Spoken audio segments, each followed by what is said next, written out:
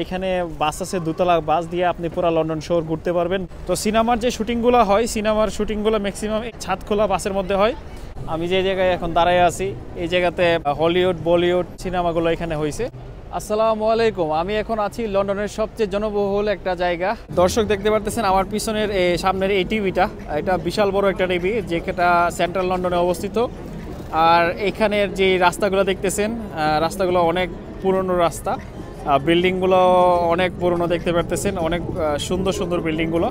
এই যে আইসক্রিমের ছোট স্টলগুলো দেখতেছেন, এখানের আইসক্রিম খুবই দাম, বলার মতো নয়। আমি একটা আইসক্রিম এর আগে কিনছিলাম প্রায় 800 থেকে 900 টাকা।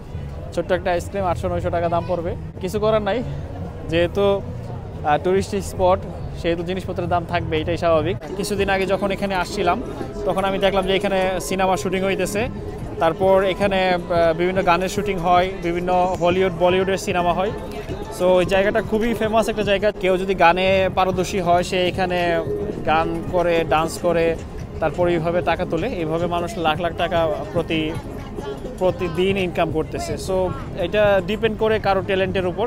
আশেপাশে সবগুলা রাস্তার মধ্যখানের জায়গা হলো এটা। এখানে একটা রাস্তা, ওইখানে 2টা 3টা 4টা 5টা 6টা, তার মানে 6 রাস্তার মাঝখানে আছে এই পিকাডিলি সার্কাস, যেটা এখানকার মানুষের খুব পছন্দের একটি জায়গা। আমি আপনাদের চেষ্টা করব যে লন্ডন টাওয়ার ব্রিজে নিয়ে যাওয়ার জন্য। এটা খুব বেশি দূরে না, আমাদের এখান থেকে সামনে গেলেই লন্ডন টাওয়ার ব্রিজ আছে। এটা হলো আইসক্রিমের দোকান, যেটা আমার হাতের বাম পাশে দেখতেছেন। খুব ভালো ভালো ব্র্যান্ড আছে, যে পুমা আছে, এডিডাস আছে।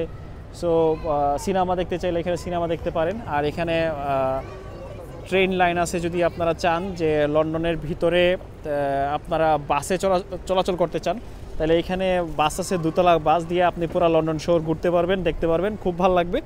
আর তাছাড়া যদি আপনি মনে করেন যে না, আমি খুব দ্রুত যাতায়াত করব বা ট্রাভেল করব, এক জায়গা থেকে আরেক জায়গায় যাব, তখন আপনারা এই যে আন্ডারগ্রাউন্ড স্টেশন আছে আমার সামনে দেখতেছেন, এই যে এটা হলো আন্ডারগ্রাউন্ড স্টেশন। এখান থেকে মানুষ ট্রেনে যাতায়াত করো। আমিও রাতের বেলায় এই স্টেশনটা ইউজ করি। এই বলছিলাম না, এই জায়গাটা অনেক বিখ্যাত হওয়ার আরেকটা কারণ হলো যে এটার নাম, এটা হলো পিকাডিলি সার্কাস, যেহেতু বলছি। সো সার্কাসের মধ্যে স্বাভাবিক সবাই যার যার ট্যালেন্ট দেখাবে।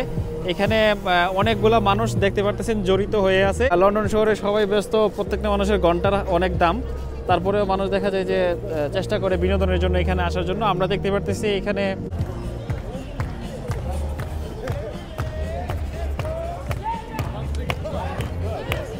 দেখতে পারতেছেন